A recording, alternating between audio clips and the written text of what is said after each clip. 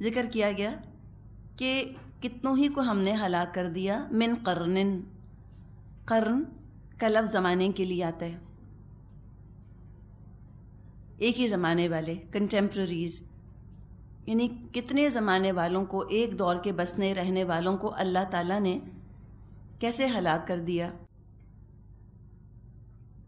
وہ بہت زبردست تھے طاقت میں، قدرت میں، پکڑ میں سے مراد یہ ہے بہت ان کے پاس طاقت تھی، بڑا پاور رکھا کرتے تھے، بڑی پاورفل قومیں تھیں، یعنی کوئی چھوٹے موٹے قصبے قبیلوں کی بات نہیں کی جا رہی، بلکہ بڑے بڑے نیشنز کی بات کی جا رہی ہے کہ بڑے بڑے طاقتور نیشنز تھے۔ منہم سے مراد ہو سکتی ہے مکے والے، کہ جو مکے والے اس قدر سرکشی کا اور لاپرواہی اور غفلت کا مظاہرہ کر رہے ہیں صرف اس لیے کہ اللہ نے ان کو عزت دی ہے عرب میں، اور خصوصی اللہ تعالیٰ نے ان کی حفاظت فرمائی ہے ان کے قافلوں کی، تو اللہ تعالیٰ کی پناہ لے کر یہ سرکشی کا مظاہرہ کر رہے ہیں اللہ ہی کے سامنے، تو یہ رویہ تو عذاب یافتہ قوموں والا رویہ ہوتا ہے۔ اس سے پہلے قومیں تھیں وہ بہت زیادہ طاقتور تھیں ان عربوں کے مقابلے میں۔ یا منہم کو اگر جنرل رکھیں تو ہو سکتا ہے کہ آج کے دور کے لیے بھی اپلائی ہوتا ہو، ہم کیا کہہ سکتے ہیں، واللہ عالم، کہ آج سے پہلے کیا پتہ کتنی دنیا میں ترقی ہوئی ہو۔ کہا تو یہ جاتا ہے کہ یہ سب سے زیادہ ترقی یافتہ دور ہے سائنٹیفک پروگریس کے حساب سے، یہ ٹیکنالوجی کی ایڈوانسمنٹ کے لحاظ سے، اس سے پہلے انسانوں نے کبھی اتنی ترقی نہ کی۔ ساتھ ہی ساتھ کچھ آثار قدیمہ کو دیکھ کر یا کچھ ثبوت یا کچھ شواہد ان کو ایسے ملے ہیں لوگوں کو کہ جس کو دیکھنے کے بعد ان کا خیال یہ ہے کہ بڑی بڑی طاقتور قومیں اس سے پہلے دنیا میں بسی تھیں، اور ہو سکتا ہے کہ وہ آج کی جدید اقوام سے زیادہ ترقی یافتہ ہوں، بلکہ بعض کا خیال تو یہ ہے کہ انہوں نے شاید جو ایکسٹرا ٹیریسٹریلز ہیں ان سے بھی رابطہ قائم کیا ہوا تھا، کوئی اور مخلوق ہے جو کسی اور سیارے ستارے پر رہتی ہے، شاید ان سے بھی ان کا کوئی کانٹیکٹ تھا، اور پھر مختلف ڈرائنگز وغیرہ کبھی آپ کتابیں اگر پڑھیں تو کتابوں میں وہ ڈرائنگز نکال کے دکھاتے ہیں۔ ساؤتھ امریکہ میں، جی ہاں، ایک ایرک وان ڈینیکن ایک صاحب ہیں، انہوں نے بہت کتابیں لکھی ہیں، اور انہوں نے جا کے وہ کیوز وغیرہ میں اور غاروں میں جو ان کی ڈرائنگز ہوتی تھیں، پریمیٹیو ڈرائنگز بالکل قدیم زمانے کی، وہ تصویریں انہوں نے دیکھیں اور کہا کہ لوگ سمجھ نہیں سکتے تھے کہ آخر یہ شخص کیا پہن کر بیٹھا ہے اور کہاں بیٹھا ہے، ہزاروں سال پرانی وہ ڈرائنگز ہیں جو غاروں میں ہوئی ہوئی ہیں۔ تو جب اب اس کو دیکھا تو بالکل جیسا کہ ایک ایسٹروناٹ کا لباس ہوتا ہے، اس شخص نے بالکل ویسا لباس پہنا ہوا ہے، اور اس طرح کی چیزیں اس کے سامنے بنی، جیسے کہ پینلز نہیں ہوتے، مختلف میٹرز وغیرہ لگے ہوئے ہوتے ہیں اور ان پہ نمبرز ہوتے ہیں اور سوئیاں ہوتی ہیں، ان کی ڈرائنگ لگتی ہے، اور ایسا لگتا ہے جیسے کہ راکٹ کی بڑی کنفائنڈ جگہ ہوتی ہے نا، محدود جگہ کے اندر ایسٹروناٹ جو ہے وہ بیٹھا ہوا ہوتا ہے، تو اس طرح کی وہ ڈرائنگ ان کو محسوس ہوئی۔ تو واللہ عالم، ہم نہیں کہہ سکتے، اللہ خود بہتر جانتا ہے کہ زمین نے کون کون سی اقوام اب تک دیکھی ہیں، ان کی ترقی کا ستارہ کہاں تک گیا، کہاں تک انہوں نے عروج حاصل کیا۔ لیکن ایک بات اللہ تعالیٰ نے بتا دی کہ تباہ ہوئے ہیں تو کس بنا پر، کہ انہوں نے اللہ تعالیٰ کی ہدایات کا، احکامات کا انکار کیا، لیکن ساری ترقی ان کو بچا نہ سکی۔ تو کوئی بھی اپنی مٹیریل پروگریس کے اوپر، اپنی سائنس اور ٹیکنالوجی کے اوپر کہیں یہ غرہ نہ لے کر بیٹھ جائے کہ بس ٹھیک ہے ہم تو انٹچبل ہو گئے ہیں، یعنی ہم تک تو کوئی پہنچ ہی نہیں سکتا، کوئی ہاتھ نہیں ڈال سکتا ہمارے اوپر۔ جب اللہ تعالیٰ کا عذاب ان قوموں پر آیا تو انہوں نے سوچا نقبوا فی البلاد، بھاگ نکلنے کے لیے، پناہ تلاش کرنے کے لیے سوچنے لگے، بھاگ نکلنے کے لیے پناہ تلاش کرنے لگے، جان بچا کر بھاگے ادھر سے ادھر۔ تو فرمایا کیا ہے کوئی جائے پناہ ان کے لیے؟ تو اس میں بھی ہم دیکھتے ہیں کہ جیسے قوم فرعون کے اوپر جب عذاب آیا، یعنی جب فرعون کو غرق کیا گیا، تو اس میں جو قوم فرعون میں سے آل فرعون تھے، یعنی فرعون اور اس کے سردار، وہ ڈوبے تھے سمندر میں، عوام تو نہ ڈوبے تھے۔ تو عوام کہاں گئے؟ وہ تتر بتر ہو گئے، اسکیٹر ہو گئے، حل میں محیص یعنی انہوں نے پناہ ڈھونڈنی شروع کی، جس کو جہاں جس کا سر سمایا اس نے وہاں پناہ حاصل کر لی۔ اسی طرح سبا کی جو قوم تھی، ان کا جب یمن میں ان کا بند ٹوٹا، ڈیم ٹوٹا، لوگ تتر بتر ہو کے ادھر ادھر پھیل گئے، ڈائسپورا کہہ لیجیے اس کو۔ اوس اور خزرج اسی دور میں آ کر مدینے میں بس گئے تھے، تو اوس اور خزرج کا تعلق بھی دراصل یمن ہی سے تھا، تو جس کا جہاں سینگ سمائے وہ جا کے وہاں پر بس گئے۔ تو یہ دو طریقے ہم دیکھتے ہیں قوموں کی تباہی کے۔ ایک تو یہ کہ ان کے چیدہ چیدہ افراد ختم کر دیے گئے، یعنی جو ان کے کرتا دھرتا تھے، جو ان کے ایلیٹ تھے، ان کو تباہ کر دیا گیا، اور جو عوام تھے، لوگ تھے، وہ ادھر ادھر جا کر انہوں نے پناہ حاصل کر لی، اس لیے کہ ان کے اندر کوئی خیر کا ایلیمنٹ ہوگا۔ اور ایک جو اللہ تعالیٰ کا عذاب آیا اس میں یہ ہوا کہ پوری پوری قومیں تباہ ہو گئیں، کوئی نہ بچا، نہ ان کے سردار بچے نہ ان کے عوام بچے۔ مثال کے طور پہ قوم عاد یا قوم نوح، یہ جو قومیں سکیٹر ہوئیں، ان میں ایک بنی اسرائیل بھی ہیں، وقفے وقفے سے ان کے اوپر عذاب آتا رہا۔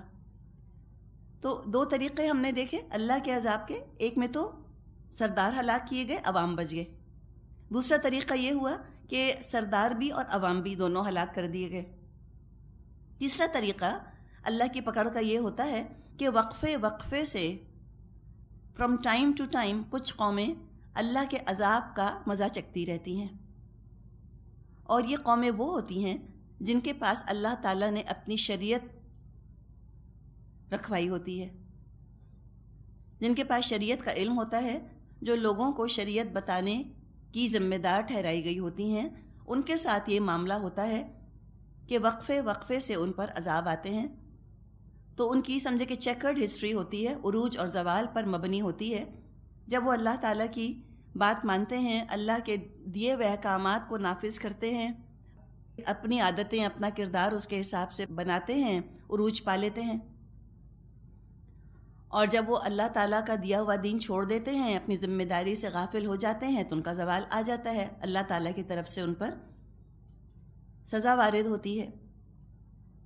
اس طرح کے عذاب کی مثالیں ہمیں بنی اسرائیل اور مسلمانوں میں ملیں گی۔ بنی اسرائیل کو دیکھیں، وقفے وقفے سے ان پر عذاب آیا، اور وہ کس طرح سے اسکیٹر ہوئے، جس کو جہاں موقع ملا اس نے وہاں پر پناہ حاصل کی، پھر یہ جمع ہوئے، پھر کبھی ترقی کی، پھر انہوں نے نافرمانیاں شروع کی، پھر یہ اس طرح اسکیٹر کر دیے گئے، بکھیر دیے گئے ملکوں کے اندر۔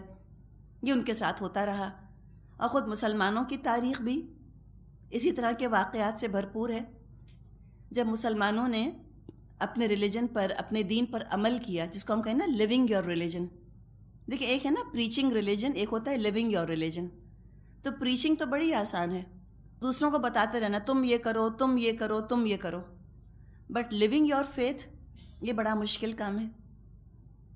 جب بھی مسلمانوں نے سوچا کہ بس ہمارا کام تو دوسروں تک ہی پیغام پہنچا دینا ہے، ہمیں عمل کرنے کی ضرورت نہیں، تو کمزوری کی ابتدا ہوئی۔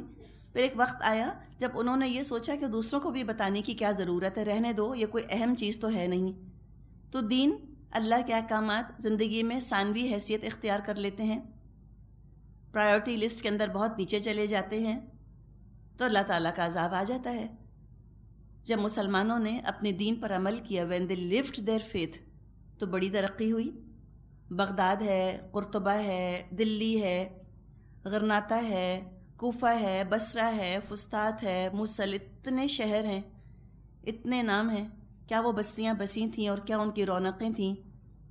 لیکن جب زوال آیا تو یہ تو اپنے منہ سے یہ شہر اپنی داستان بیان کر رہے ہیں، کیسی تباہی آئی ہے۔ اسپین جا کر کوئی سوچ نہیں سکتا کہ کبھی مسلمانوں کا یہاں پر کیسا عروج بھی تھا، اور خود ہماری آنکھوں کے سامنے جس طرح بغداد تباہ ہوا ہے، وہ تو ہم خود ہی دیکھ رہے ہیں، اپنی آنکھوں کے سامنے ہی ہم دیکھ رہے ہیں۔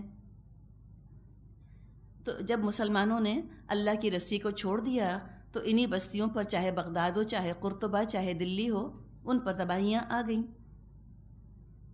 تو بڑا سبق ہے ان چیزوں کے اندر خود ہمارے لیے کہ ہم ذاتی طور پہ کبھی اللہ سے ٹکر لینے کی کوشش نہ کریں، حتی الامکان لوگوں کو اللہ سے جوڑنے کی کوشش کرتے رہیں، خود بھی اپنے دین پر عمل پیرا رہیں۔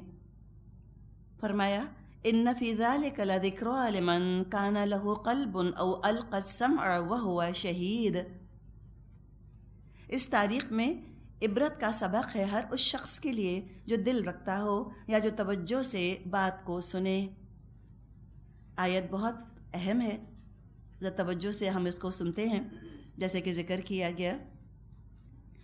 اب یہاں پر آپ دیکھیں کہ قرآن سے نصیحت حاصل کرنے کے 2 طریقے بتائے جا رہے ہیں. دیکھیں قرآن سے نصیحت، ان فی ذالک لذکری، اس میں نصیحت ہے. یہ نصیحت جو ہے یوں سمجھیں کہ قرآن کا اصل خلاصہ ہے. قرآن کا اصل مقصد تو ہے ذکر اور ہدایت. تو جو ہدایت حاصل کرنا چاہ رہے ہیں ان کے لیے 2 راستے بتائے گئے ہیں. تو آپ نوٹ کیجئے، یہاں علم کی بات نہیں کی جا رہی کہ جو عالم بننا چاہتے ہیں ان کے لیے یہ طریقہ ہے، یا جو بہت مشہور ہونا چاہتے ہیں، لوگوں میں پاپولر ہونا چاہتے ہیں، ان کے لیے یہ طریقہ ہے. نہیں، علم کی بات نہیں، بل ایسا علم، ذکر، ایسا علم جو انسان کو ذاتی طور پہ فائدہ دے، ہدایت کا سبب بنتا ہے اور اس کو جنت تک پہنچانے میں مددگار ہوتا ہے. تو اصل شہد یوں سمجھیں قرآن کا تو اس کی ہدایت اور اس کا ذکر ہے، اس کی نصیحت.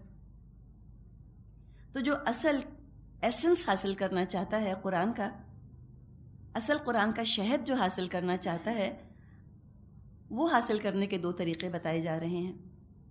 ایک تو کیا، لمن کان لہ قلب، اس کے لیے اس میں نصیحت ہے، وہ فائدہ اٹھائے گا جس کا دل ہو. دل تو سبھی کا ہے، لیکن قرآن کو جو دل مطلوب ہے وہ ہے قلب سلیم. یوں سمجھیے کہ جیسے آپ سے کہا جائے کہ اپنی کاپیز کھول لیجئے، ٹھیک ہے؟ اور جب آپ سے کہا جاتا ہے کہ آپ اپنی کاپیز کھول لیجئے، اپنا رجسٹر کھول لیجئے، کیا مطلب؟ کون سا رجسٹر؟ جو خالی ہو نا، جس میں اب آپ لکھنا شروع کریں. اب یہ کوئی سمجھے کہ دھوبی کا رجسٹر کہہ رہے ہیں، کہ دھوبی کی کتاب کہہ رہے ہیں، یا ہمارا جو گھریلو کوئی سودا ہوتا ہے اس کا حساب کتاب، یا فزکس کے نوٹس ہم نے بنائے ہیں جس کے اندر اس کتاب کو، اس کاپی کو ہم کھولیں. نہیں. تو یہاں بھی لہو قلب مراد ہے وہ دل جو قرآن حاصل کرنا چاہتا ہے، ایسا دل مطلوب ہے، بالکل صاف سلیٹ کی طرح، کلین سلیٹ کی طرح ہو. قلب سلیم، ایسا دل جس کو کہ خوب پاک کر لیا گیا ہو، صاف کر لیا گیا ہو، جو تیار ہو بس اب وحی کو وصول کرنے کے لیے. ایسا دل جیسے ابو بکر رضی اللہ عنہ کا تھا، جیسے کہ خدیجہ رضی اللہ عنہا کا تھا، ایسا دل، پاک دل بالکل. تو یا تو دل تیار ہو، دل کی زمین ہموار ہو، زرخیز ہو، نرم ہو چکی ہو، بس اب دل چمک رہا ہے، جگمگا رہا ہے، جگر جگر کرتا دل ہے. جو ہی وحی کا چراغ سامنے آئے گا، وحی کی روشنی، وحی کا نور پورے کا پورا اس دل کے اندر ریفلیکٹ ہو جائے گا، اور دل جو ہے وحی کے نور سے جگمگا اٹھے گا. اس لیے کہ اس کو صقل کر لیا ہے، اس کو پالش کر لیا ہے، اس کو چمکا لیا ہے، دل کو بالکل گند بلا سے، برائیوں سے اس کو پاک کر لیا ہے. ایسے لوگ مکہ میں موجود تھے. ذکر آتا ہے ایک صاحب کا، ان کا نام زید تھا، زید. وہ خانہ کعبہ کا طواف کیا کرتے تھے، اور خانہ کعبہ کا پردہ پکڑ پکڑ کے وہ اللہ تعالیٰ سے دعا کیا کرتے تھے کہ اللہ میں صرف اور صرف تجھ کو پوجنا چاہتا ہوں، لیکن مجھ کو طریقہ نہیں پتہ. لیکن نبی اکرم صلی اللہ علیہ وسلم کے بعثت سے پہلے ان کا انتقال ہو گیا. تو سعید بن زید جو ہیں، جو عمر رضی اللہ عنہ کے بہنوئی تھے، فاطمہ کے شوہر، یاد ہوگا آپ کو، جن کے گھر میں جا کے عمر رضی اللہ عنہ نے قرآن کی تلاوت سنی تھی اور ایمان ان کے دل میں داخل ہوا تھا. یہ سعید بن زید، ان کا شمار عشرہ مبشرہ میں ہوتا ہے، یہ انہی زید کے بیٹے ہیں. تو ہم کہتے ہیں نا لائک فادر لائک سن.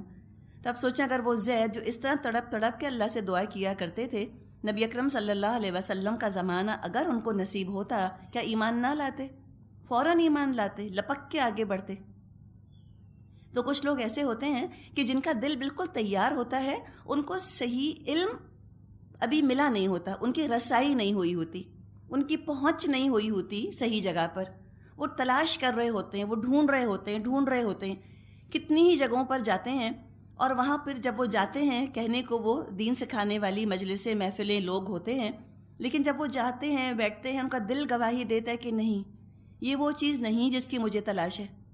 دل ان کا جو ہے کسوٹی ہوتا ہے, دل ان کا جج ہو جاتا ہے. بس ان کا دل جج کر لیتا ہے کہ یہ بات جو کہی جا رہی ہے یہ درست بات نہیں کی جا رہی. تلاش کرتے ہیں, بالآخر اللہ تعالیٰ ان کو ہدایت دے ہی دیتا ہے. اور یہ وہ صاف دل والے لوگ ہیں. تو ایک طریقہ تو یہ ہے کہ جو اپنے دل کو پالش کر لے, دل کو چمکا لے. اور دل کو چمکانے کا طریقہ جو بتایا گیا ہے ہم کو احادیث کی روشنی میں وہ یہ ہے کہ انسان کثرت کے ساتھ موت کو یاد کرے اور قرآن کی تلاوت کثرت سے کرے. یہ ہے دل کا سیقل, دل کی پالش, دل چمک جائے گا. ایک طریقہ تو یہ ہے. یا دوسرا طریقہ کیا ہے؟ او القى السمع. دیکھیے واو نہیں ہے, وہ القى السمع نہیں ہے کہ دل ہو اور پھر وہ غور سے سنے, نہیں. ایک طریقہ یہاں ہو گیا کہ اس کا دل ہی ایسا ہو جو کہ ریسیپینٹ ہو, ریسیپٹیوٹی اس کے دل کے اندر موجود ہو, تو وہ بھی اس سے نصیحت حاصل کر لے گا قرآن سے. اب دوسرا طریقہ کیا ہے؟ او القى السمع, یا وہ غور سے سننا شروع کرے, وہو شہید, اور وہ موجود بھی ہو. اپنے ایکسٹرنل آرگنز کو استعمال کرے, توجہ سے کان لگا کر سنے. یعنی یہ نہ ہو کہ جسمانی طور پر موجود ہو اور ذہن کہیں اور بھٹک رہا ہو. تو اپنی فیکلٹیز یوز کرے, اپنے سینسز یوز کرے, اپنے حواس خمسہ استعمال کرے, آبزرو کرے, انفر کرے, کنکلوڈ کرے, مشاہدہ کرے, نتیجہ نکالے. کھول آنکھ, زمیں دیکھ, فلک دیکھ, فضا دیکھ, مشرق سے ابھرتے ہوئے سورج کو ذرا دیکھ. آنکھ کھول کر دیکھے تو اس کو پتہ چل جائے گا کہ اس کائنات کا کوئی نہ کوئی مقصد ہے اور اس کائنات کا کوئی بنانے والا ہے. جب ہر چیز با مقصد ہے تو انسان بے مقصد بھلا کیسے ہو سکتا ہے؟ جس کو ہم کہتے ہیں نا plain common sense. Plain common sense کا یہ سوال ہے. تو یہ دو طریقے ہیں قرآن سے فائدہ اٹھانے کے. یہ جو دو درجے ہیں اس میں یوں سمجھیے کہ پہلا درجہ اعلیٰ درجہ ہے. یہ کیا ہے؟ ایک انٹرنل کیپیسٹی ہے ہدایت حاصل کرنے کی, ایک اندرونی صلاحیت ہے ہدایت حاصل کرنے کی. اور دوسرا طریقہ یہ ایکسٹرنل کیپیسٹی, بیرونی صلاحیت ہدایت حاصل کرنے کی. جن کے اندر ایک صلاحیت انگرین ہوتی ہے ہدایت حاصل کرنے کی, ان کو بہت زیادہ محنت نہیں کرنی پڑتی دین کو سمجھنے میں. اور جو اپنے حواس استعمال کر کے عقل کے زور پر ہدایت تک پہنچتے ہیں ان کو ذرا محنت جو ہے وہ زیادہ کرنی پڑتی ہے. امام ابن قیم رحمۃ اللہ علیہ نے بڑی پیاری بات کہی ہے. وہ یہ کہتے ہیں کہ کچھ لوگ ایسے ہوتے ہیں کہ جب وہ قرآن پڑھتے ہیں جو کہ اوراق میں لکھا ہوا ہے, پیجز کے اوپر لکھا ہوا ہے, جب وہ قرآن پڑھتے ہیں انہیں محسوس ہوتا ہے جیسے کہ وہ کاغذ پر سے قرآن کو نہیں پڑھ رہے, پیجز پر سے قرآن کو نہیں پڑھ رہے, بلکہ یہ قرآن, اس کی تعلیمات ان کے دل پہ لکھی ہوئی ہیں. ایسی ہم آہنگی ہوتی ہے ان کی فطرت میں اور قرآن کی تعلیمات میں. ایبسلیوٹلی سنکرونائزڈ ہوتی ہیں قرآن کی تعلیمات اور ان کا اپنا نیچر. جو قرآن کی بات پڑھتے ہیں ان کو احساس ہوتا ہے کہ ہاں بالکل یوں ہی ہونا چاہیے تھا, یہی بات ٹھیک ہے. یعنی اب تک تو ہو سکتا ہے کہ معاشرے کے ٹرینڈ کی وجہ سے جو معاشرے میں رواج ہیں یا جو خاندان میں رسومات ہیں وہ اسی دھارے کے اندر بہہ رہے ہوں, جو معاشرے میں باتیں ہو رہی ہیں, جو معاشرے میں کام کیے جا رہے ہیں. اس لیے کہ انسان جس خاندان میں, جس ماحول میں آنکھ کھولتا ہے انہی چیزوں کو اپنا لیتا ہے. لیکن ایسے معاشرے میں رہنے والے جو ہی قرآن سے ان کا تعلق, ان کا رابطہ جڑتا ہے, یہ قرآن سے کنیکٹڈ ہوتے ہیں, کنیکشن قرآن سے جڑتا ہے, یہ فوراً پہچان جاتے ہیں کہ کیا چیز غلط ہو رہی ہے معاشرے کے اندر. ایسا ان کا رابطہ قرآن سے ہوتا ہے, دل پہ لکھا ہوا پاتے ہیں. اور یہ اعلیٰ درجہ ہے, دل گواہی دے دے. یہ جو دو طریقے ہیں جن کا بھی یہاں پر ہم نے ذکر کیا, مولانا روم نے ایک بڑا خوبصورت واقعہ بیان کیا ہے. یوں سمجھے وہ واقعہ ذرا آپ جب سنیں گی نا تو آپ کو یہ دو طریقے اور مزید انشاءاللہ کھل کے سمجھ میں آ جائیں گے. واقعہ یہ ہے کہ ایک چین کا بادشاہ تھا, چائنا کا ایک کنگ تھا. اس نے چاہا کہ مصوری کے فن کا میں کمپٹیشن کرواؤں, ڈرائنگ کا کمپٹیشن کروانے کا اس کا ارادہ ہوا. دو ٹیمز بلوائی گئیں, ایکسپرٹس کی, ماہرین کی دو ٹیمیں بلوائی گئیں اور اپنی اپنی مصوری کا، اپنے اپنے ٹیلنٹ، اپنے اپنے ہنر کا مظاہرہ کرنے کے لیے ان کو دیواریں دے دی گئیں. ایک ٹیم کو ایک دیوار دے دی گئی اور دوسری ٹیم کو دوسری دیوار دے دی گئی. دیوار کیا سمجھے؟ کینوس کی طرح کی چیز. تو ان کو دیواریں دے دی گئیں، 2 والز، کہ تم اس پر اپنے اپنے فن کا تو مظاہرہ کرو، اپنے اپنے ہنر کا مظاہرہ کرو. اور دونوں کے بیچ میں پردہ ڈال دیا گیا. ایک ٹیم شروع ہو گئی، بہت ہی محنت سے اس نے چیزیں بنائیں، ڈرائنگز کیں، رنگ بھرے اور کارونگ کی ہوگی، اور جو اللہ بہتر جانتا ہے جو کچھ انہوں نے چاہا اس کے اوپر بنایا. یعنی خوب محنت کی اپنے ہاتھوں سے اور اپنے ذہن کو خوب استعمال کیا. اب وہ جو دوسری ٹیم تھی ایکسپرٹس کی، ماہرین کی، انہوں نے کچھ بھی نہ بنایا اپنی دیوار پہ. کیا کرتے رہے؟ وہ صرف دیوار کو پالش کرتے رہے، چمکاتے رہے، اس کو آئینے کی طرح چمکا دیا انہوں نے. اب جب بیچ میں سے پردہ ہٹایا گیا تو اس دیوار والوں کی جو محنت تھی وہ ساری کی ساری اس دوسری دیوار میں ریفلیکٹ ہو گئی. آپ کو بات سمجھ آئی؟ ہے تھوڑی فلسفیانہ لیکن مثال کتنی خوبصورت ہے، لگتا ہے اس آیت کی تفسیر ہے جیسے. بالکل ایک نے بہت محنت سے حسن حاصل کیا، ایک نے دل چمکا کر حسن حاصل کر لیا. تو بس یہ فرق ہے. لمن کان لہو قلب، کسی کا دل ہو، جس کو ہم کہتے ہیں نا کیسا دل، worth its salt, worth its name, واقعی دل ہو جس کا، تو اس کو ہدایت مل جائے گی. یا یہ کہ وہ غور سے بات کو سنے، وہ ہوا شہید، اور پھر وہ ذہنی طور پہ موجود بھی ہو. تو یہی 2 ذرائع ہیں قرآن سے نصیحت حاصل کرنے کے. قرآن سنتے ہی یا تو یوں محسوس ہو جیسے کہ یہ ہمارے دل پہ لکھا ہے. کوئی مشکل نہیں ہوتی ایسے لوگوں کو، ان کو قرآن پہ عمل کرنا بالکل مشکل نہیں لگتا. کوئی ان کو اپنے آپ سے جہاد نہیں کرنا ہوتا. مثال کے طور پہ 2 بہنیں ہیں. ایک بہن ہے، اس کو بالکل نہ ناچنے کا شوق ہے. ابھی دونوں بہنیں ایک ہی ماحول میں رہ رہی ہیں. وہ ایسا ماحول ہے جہاں ان چیزوں کو برا نہیں سمجھا جاتا. ٹھیک ہے، ابھی گناہ ثواب کی ہم بات نہیں کر رہے، لیکن قدرتی طور پہ نہ اس کو گانے کا شوق ہے، نہ اس کو ناچنے کا شوق ہے، اور نہ اس کو ان چیزوں میں کوئی کشش محسوس ہوتی ہے. اب یہ جو بہن ہے، اگر اس کے کان تک قرآن کی پکار، اسلام کی تعلیمات پڑھیں، اس کے لیے عمل کرنا کتنا آسان ہوگا. اور یہ سمجھتی ہے کہ یہ مردوں کے ساتھ اتنا کھلا اختلاط، یہ فری مکسنگ جو ہے آدمیوں کے ساتھ، یہ اچھی نہیں ہے. اور معاشرے کے اندر آبزرو کر رہے ہوتے ہیں اور لگ رہا ہوتا ہے کہ اس سے بڑے فتنے اٹھ رہے ہیں اور بہت گندگی جو ہے وہ پھیل رہی ہے. جب قرآن کے نظام، قرآن کے سسٹمز، قرآن کی تعلیمات سامنے آتی ہیں، لگتا ہے تو کوئی پرابلم ہی نہیں ان پہ عمل کرنا. ایگزیکٹلی یہی ہونا چاہیے تھا. اس کے لیے کتنا آسان ہے دین پہ چلنا.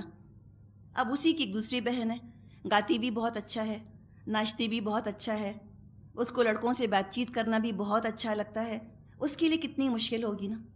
اب اس کو کیا ہے، جو دوسری بہن ہے یہ والی، اس کو اب بہت سے دلائل کی ضرورت ہوگی. سائنس کیا کہتی ہے میوزک کے بارے میں، سائنس کیا کہتی ہے ڈانس کے بارے میں، فیکٹس کیا بتاتے ہیں عورتوں اور مردوں کی فری مکسنگ کے بارے میں، ورلڈ فگرز کیا ہیں، ایڈلٹری کتنی ہو رہی ہے، وومن ایکسپلائٹیشن کتنا ہو رہا ہے. یہ اس راستے سے پھر دین پر آئے گی. کلیئر ہوئی آپ کو بات؟ یہ 2 طریقے ہوتے ہیں، اور یقیناً آپ خود بھی محسوس کر سکتی ہوں گی. آپ میں سے جو ہیں انہی 2 کیٹیگریز میں لوگ ہوں گے. ایک وہ جو سنتے ہیں، ان کو کسی بیرونی ثبوت کی ضرورت نہیں، انہیں کسی پروف کی ضرورت نہیں. قرآن میں لکھا ہے، دل کہتا ہے بالکل ٹھیک ہے. کچھ ایسے ہوتے جو کہتے ہیں یہ کیا بات ہے، یقین نہیں آ رہا مجھ کو، یہ کیسے ممکن ہے، یہ کیسے ہو سکتا ہے. تو ان کے لیے پریزنٹیشنز یا فیکٹس یا ورلڈ فگر یا ورلڈ پکچر یا انٹرنیٹ پہ سے یہ نکالا اور فلاں دنیا میں یہ ہو رہا ہے، ورلڈ اسٹیٹسٹکس، یہ چیزیں فائدہ دیتی ہیں. اور یہ جو سارے فیکٹس اینڈ فگرز ہیں یہ بھی انہی کو فائدہ دیں گے جو پریزنس آف مائنڈ کے ساتھ سنیں. القسم، سنیں، غور سے سنیں، دل کھول کے سنیں. وہ ہوا شہید، اور پریزنس آف مائنڈ بھی ہو، جسمانی طور پہ بھی حاضر ہوں اور ذہنی طور پہ بھی حاضر ہوں. اور یہ طریقہ ہے بھی بہت ضروری. ایک مجلس ہے، کوئی محفل ہے، اس میں جب اللہ کا کلام پڑھا جا رہا ہو، سنا جا رہا ہو، اس محفل میں برکت ہوتی ہے جہاں سب لوگ غور سے سننے والے ہوں. ورنہ کچھ لوگ سو رہے ہیں، کچھ کی توجہ بھٹک رہی ہے، کچھ ادھر ادھر کچھ اور سوچ رہے ہیں. تو یہ تو دل کا غیر حاضر ہونا، یہ علم کی ناقدری ہو جاتی ہے، قرآن کی ناقدری ہو جاتی ہے. تو انابت ہے، ارادہ ہے، نیت ہے، قدم قدم محنت کرتے ہوئے آگے بڑھتے جاتے ہیں اور ذکرہ ان کو بھی حاصل ہو جاتا ہے.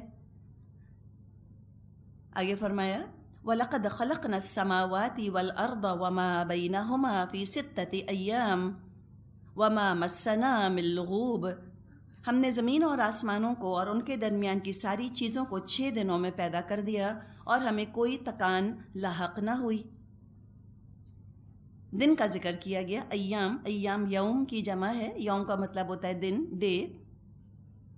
اب یہ 6 دنوں کا ذکر قرآن میں اکثر مقامات پر آیا ہے، کئی مقامات پر آیا ہے۔ کون سا دن اللہ بہتر جانتا ہے۔ زمینی دن کی تو بات نہیں، یقیناً زمینی دن تو 24 گھنٹے کا ہوتا ہے۔ جب قرآن نازل ہوا، کیا پتہ لوگوں کے علم میں بس یہی ایک دن ہو جو ہمارا دن ہے 24 گھنٹے کا۔